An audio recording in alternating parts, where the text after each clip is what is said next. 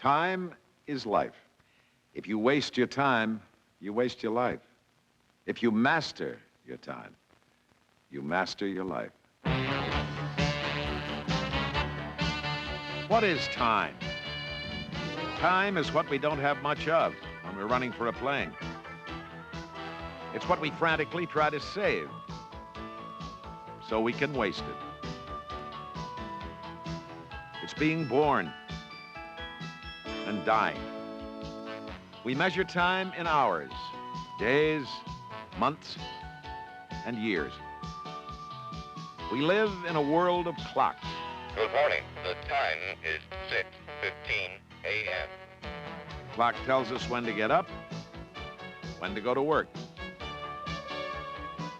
when to stop work, when to eat, when to go to bed. We tell time by cuckoos, by calendars, by candles, by celebrating in funny hats. We remember time with albums, with old ticket stubs, with antiques, with college colors, with classic cars, with ceremonies. Some people kill time, some call time, some serve time, some beat time, some try to turn back time.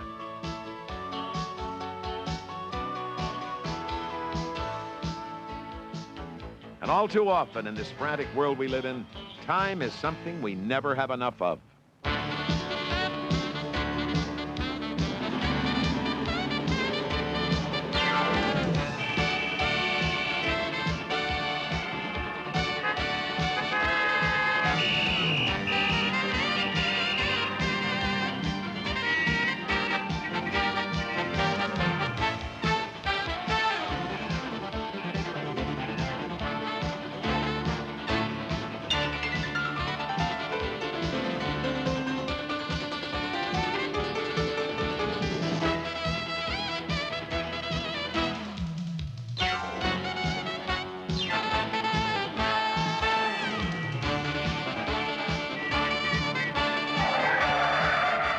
Time? Well, it's something we must escape from time to time. Escape and think about in whatever quiet limbo we can find in our busy worlds, because most of all, time is life. It's irreversible and irreplaceable. To waste your time is to waste your life. There's no such thing as a lack of time. However we spend it, it goes on at the same pace. We each have 168 hours to live per week. No more, no less. The difference between us, whether we control our life or it controls us, whether we control our job or it controls us. The differences lie in the effective use of those 168 hours, week in, week out. And just as our lives have time limits, so does this film. We've got 26 minutes left to browse through this book together. Why? To get you to buy a few simple but powerful ideas that'll help you get control of your time and your life. The author of this book and our ideas, Leaken, an internationally recognized specialist in time management. Leaken, a Harvard MBA, is no time and motion man. He writes about effective use of time, not efficient use of time. As a consultant and teacher, he's worked with worldwide clients such as AT&T, IBM, Xerox, and governments at all levels. And now, as we browse through his book together, Leaken is going to work with you. And who should be more concerned with the time of your life than you? Of course I'm concerned about the time in my life, but I can't do anything about it. My boss, my staff, my family, they control my time. I don't. There's a new crisis every 10 minutes. I can't possibly control my time. I'm always a day behind. There's just too much to do and not enough time to do it in. Okay, I'll do it. If I could just do this, you'd better believe my time problems would be solved, too. I plan my day right down to the last minute. Then someone keeps me waiting a half an hour. Who's got time to think about time? I've got too much to think about already. I really want to be an artist. That's how I want to spend my time. But after 8 hours of this, who can paint? I'm 46 years old. What the devil's happened to my life? I spend it shaving, commuting, going to meetings, working overtime. Then I start all over again. There's no doubt about it. Life is full of time robbers. And life is full of time conflicts. Your business gets in the way of your pleasure. Your manager has one idea of how you should spend your time, and you have another. What we're going to attempt to do is pull a few good ideas out of this book that will help you resolve these conflicts, help you start thinking about the time of your life.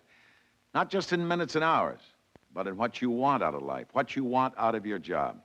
Idea number 1. List your goals and set priorities. Now, you all know the value of this, and you've all probably done it, but when? Last month, last year? You change, your world changes, your goals change. You need to do this constantly to be sure you're spending your time on things that are important to you. So tonight, or right after you see this film, start by answering these 2 questions. What are my long-term goals? What are my goals for the next 6 months? Now, we suggest you answer these questions twice. Make a lifetime goal list. What do I really want out of life? And then make a work goals list. What do I really want out of my job? In this film, we'll be talking mostly about your time problems as they relate to your work. But the ideas that solve job time problems also solve your problems away from work. When you make your list, let your imagination run rampant. Stay loose, write fast, be intuitive. Go for quantity, not quality. Now, your lists are written on paper, remember, not carved in marble. And you're not stuck with doing what you write down. You decide what you do and what you don't do. The next step is as simple as ABC. You have to pick the priorities. Here's where the quality comes in. A is for items of high value to you. Sell 50% of prospects. Now, that's got to be an A. Go 20% over sales quota. Another A. Now, B is for items of medium value. How about improve relations with the boss? That's got to be a strong B. C is for items of low value. Now, I don't think they're going to give you a new car, do you? All right, so let's call that a C. Now what you got to do is select the very best A. You're going to call it A1. Go 20% over sales quota. And then you find your A2 and so on. Now, once you've done that, you've got to make another list because you can't do a goal. So for your A1, go 20% over sales quota or whatever your goal is. List the activities that'll help you achieve that goal. And whenever you make a list of either activities or goals, set priorities. Make sure you pinpoint the really important elements of your job or your life. Idea number 1. List your goals, set priorities. A simple but powerful idea. If you do this regularly, you've taken a giant step toward getting control of your time. You're now ready to run your job and your life instead of letting them run you. You've got a plan, but a plan, like any tool, is valuable only if it's used, and used every day, which means we're ready for idea number 2. Make a daily to-do list. Alan Leaken writes that a daily to-do list is a common denominator of most successful people. They've set their goals, they've set their priorities. Now they make a daily to-do list to be certain they're moving steadily toward those goals, not just filling hours. Like this bank manager, you should remake or update that list daily, routinely, at the same time every day. The best time to do this is in the morning, or just before you go home. But again, every day, and at the same time every day. And don't make the mistake our friend here is making. Have one list instead of lots of loose scraps of paper. It's too confusing, and it can be very time-consuming. Always keep your to-do list in sight while you're working, preferably in its own special place or in its own special book. And don't forget to take it with you when you leave the office. You'll have it handy to jot down new appointments or commitments. Any kind of list will do. Any style, any size. Printed form, your own form. Just so it works for you. And it will work for you, whatever you do.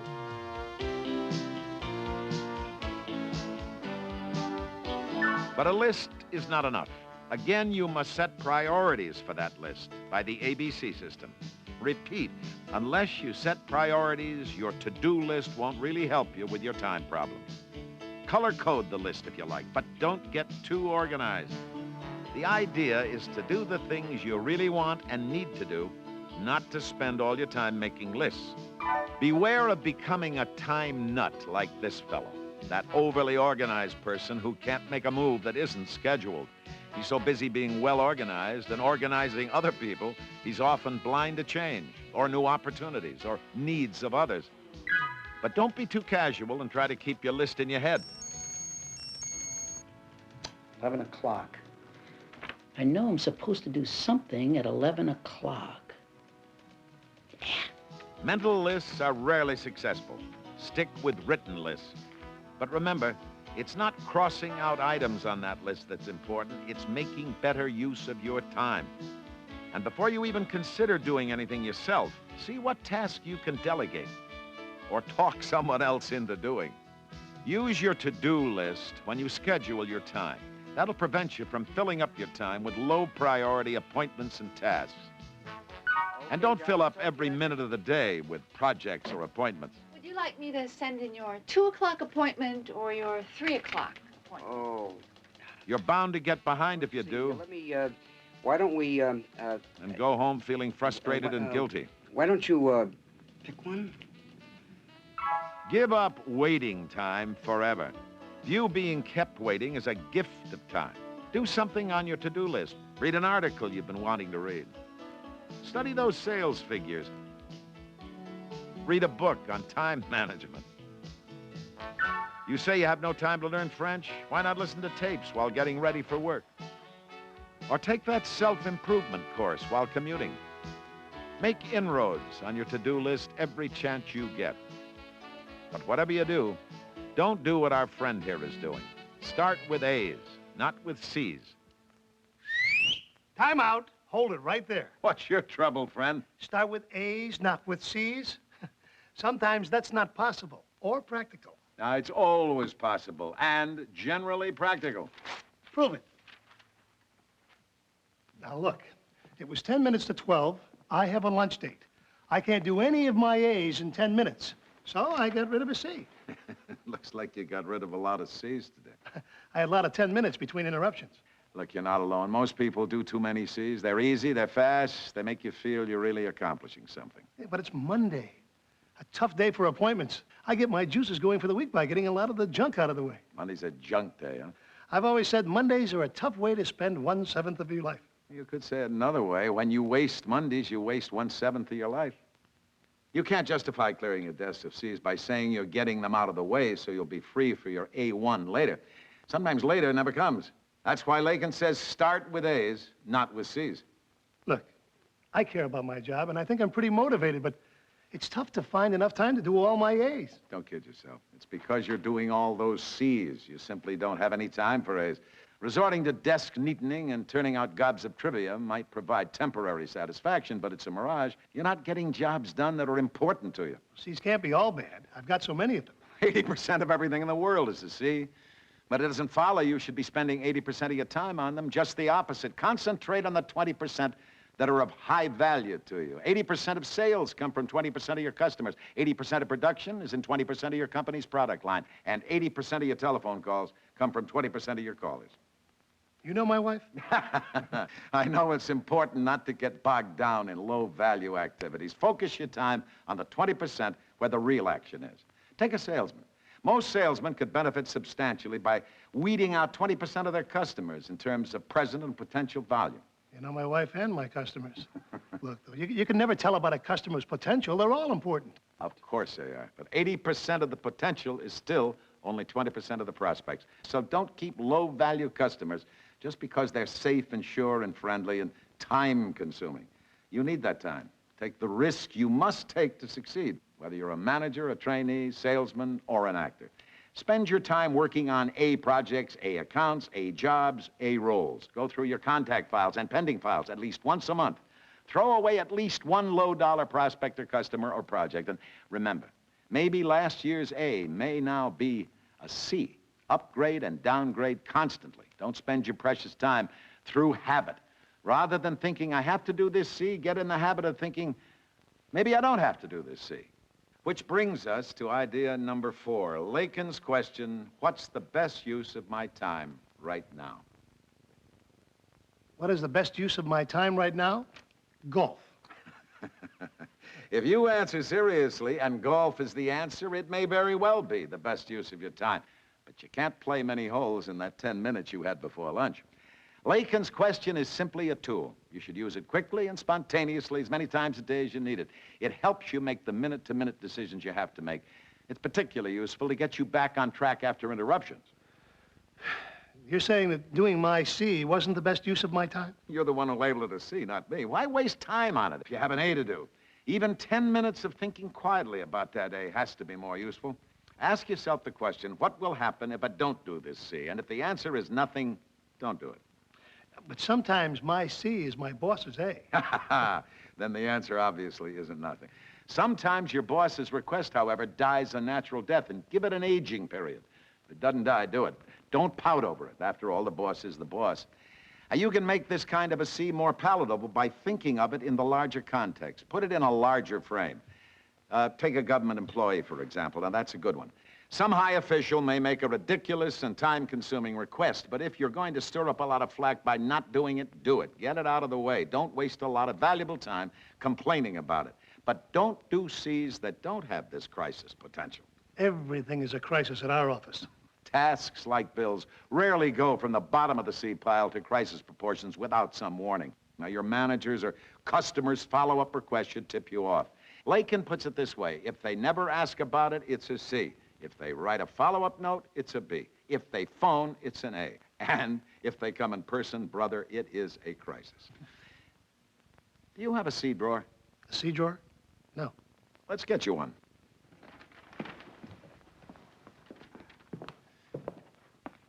Now, suppose you're starting your day. Now, every morning when you sort your mail, make an A stack, a B stack, and a C stack.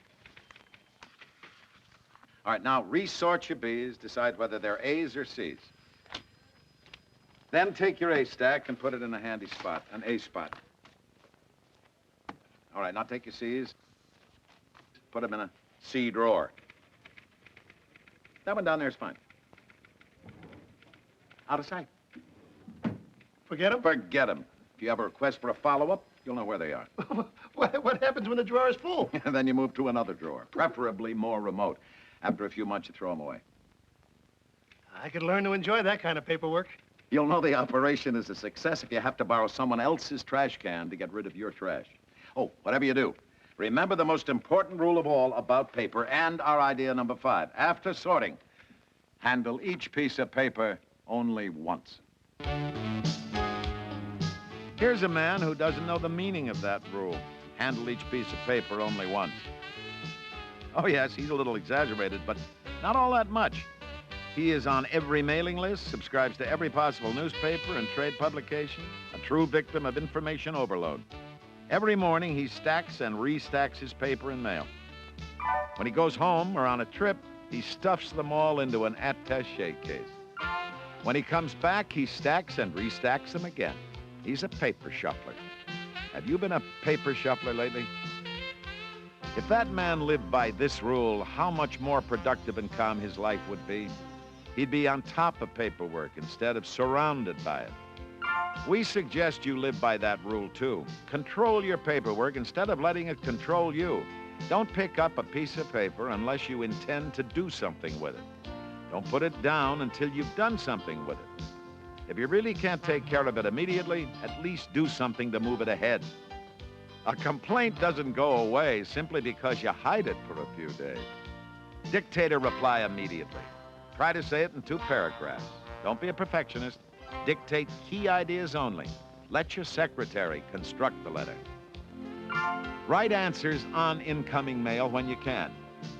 Or use interoffice memos with the bottom portion provided for reply. Or use self-sticking notepads for your comments rather than writing a memo. All are great time savers. If you have an assistant, have a talk with him or her on how to cut down paperwork. If you don't have one, have a talk with yourself. Our bet is you can throw out 20% of your paperwork and never miss it. At least another 20% of that paperwork is C drawer material. Throw out junk mail. If you really want to read it, accumulate a whole week's worth before you review it. Have a separate pile for background reading. Read it only when time permits. Read smarter, not faster. And read books like you read newspapers. Only read the chapter if the headline really interests you. Have mail routed directly to subordinates or others when appropriate. Get off mailing lists. Cancel subscriptions that are useless. Quit organizations that send you too much mail. Pick up the telephone and resolve a question right away. Decide anything you can right away. Okay, let's do it. Which leads to a very crucial Leaken rule. Do it now. You know, procrastination could be the subject of an entire book or film. It's a universal problem for all of us. For now, let's just say this about our idea number 6. Do it now. Consider the real price of delay when you put something off. The problem often escalates, gives you unnecessary moments of anguish. You feel guilty, your anxiety increases every time you think about it. You don't sleep well. Is procrastination really worth the pain? Huh? You say you work well under pressure. Well, what if you leave just 2 days to do a big project and then get the flu? It's a lousy excuse if you've had 6 months to do the job. And working overtime on a crash program leads to physical and mental fatigue. Hours may be lost solving a problem that a clear mind could solve in seconds. You waste precious time hating yourself, swearing you'll never put off again. It just makes more sense to give yourself a little more lead time before the deadline. You'll be more relaxed and better control of your time and your life. I'm back. Do it now, you say. Now, what if you ask yourself Leaken's question, what is the best use of my time right now? And you answer, do an A1. Then you have to ask yourself another question. Do I have 45 hours to spare today? You're talking about what Leaken calls an overwhelming A. The reason most people put off things that are really important to them is they seem overwhelming. They haven't enough time to tackle the big jobs, or they're too tired. Or you're interrupted all the time. That's right. Well, in that case, try the Swiss cheese technique. Now, look at your overwhelming problem. Analyze it. Then, poke some holes in it. Now, Leaken calls these holes instant tasks. Something that might require just 5 minutes of your time, but that pokes a hole in your overwhelming task. That's where the Swiss cheese comes in. That's right. Now, you could have used that 10 minutes before lunch to work on your A1 instead of doing that C. For instance, suppose you're tackling a budget problem. An instant task could be to get a copy of last year's budget, or deciding who you need to contact, or obtaining the files you need, or arranging a meeting to discuss the budget. Just do something, anything, that moves along that A1. Take lots of little bites. Exactly. And you know, you probably find out the job isn't quite as difficult or as overwhelming as you thought at first, and you'll suddenly have a little momentum and then block out some of the big chunks of time and finish it. Start now. Yeah, well, what if my manager or a customer wants to see me in my big chunk, or telephones? Well, sometimes, of course, you have no choice. You'll know when that is. But don't always do other people's A's at the expense of your own. Learn to say no. Logically, look for compromises. Encourage demanding customers to go directly to the service department. Tell them their requests will be handled with greater speed there. But you know, if you are interrupted, don't let it throw you. When that phone rings, instead of getting angry because someone's taking you from your A1, say, that's my job calling. Now, with that kind of attitude, you'll be able to pick up your train of thought right where you left off. Well, so long. Time for that lunch date? Oh, the meter's running at an overwhelming A. Do we expect our friend or you to remember everything we've talked about? Certainly not. We'll settle for far less. We want you to be more aware of your time and how you use it. Time is your most valuable resource. Treat it that way. And we want you to remember these 6 simple but powerful ideas. List goals, set priorities. That's the big one. List your goals, set your priorities. Have a daily to-do list. Start with A's, not with C's. And ask Leaken's question often. What is the best use of my time right now? Handle each piece of paper only once. And finally, do it now. They can all be summed up. Work smarter, not harder. What's in it for you if you really work at following these suggestions? Well, you'll find yourself working less hard, doing more, ultimately earning more, enjoying yourself more, being less uptight. You'll be able to cope with the time robbers of your life, you'll find you really do have more time for your family, time to relax, time to do all those things you've always wanted to do, time to live. So we're back where we started. What is time? Time is life. Live your life. Don't just spend it. This is no open sesame, but it does work if you work at it. The alternatives, I'm sorry, you no longer have time for those alternatives. If you waste an hour, a day, a year, you're wasting your life. If you're spending your time complaining about what might have been, what should have been, you're wasting your life. If you're spending your time blaming others, goofing off, putting off, saying it's too late for you, you're wasting your life. Don't do it. Live. Remember, we each have 168 hours to live in a week, 24 hours a day, no matter how old we are. Live each one of those hours. Get control of your time and your life. So what's the best use of your time right now?